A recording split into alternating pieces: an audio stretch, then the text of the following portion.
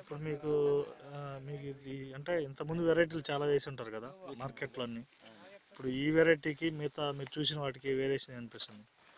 మిగతా వాటి గింజ కొంచెం వేడంగాను బెండు కాను చిన్నగాను ఉండేది. దీనికి బెండు చిన్నగా ఉండి గింజ దాని ఘనంగాను కంకి పెద్దగా ఉంది. నీటికి కూడా దృఢంగా తట్టుకుంటుంది. మిగతా సీడ్కుని దీనికి చాలా డిఫరెన్స్ కనిపించింది మాకు. ఇంతకుముందు ఒక హాఫ్ ఎకరం వేసేది, ఇప్పుడు దాని గురించి ఇప్పుడు శ్రీకారు ఒక ఎకరం వేయడం జరిగింది. దీనికి కంకి చూడడం అయితే మాకు కొంచెం నచ్చిందండి. కంకి ఓకే. ఇప్పుడు మీకు జనరల్గా ఎకరాకి ఈల్డింగ్ ఎంత వస్తుంది మిగతా వెరైటీలు? మిగతా 30-32 దాకా ఉందండి. ఇప్పుడు దీన్ని చూసుకుంటే ఎగ్జాంపుల్గా ఒక 40 దాకా వచ్చే అవకాశం ఉందండి. అవునవును ఓకే.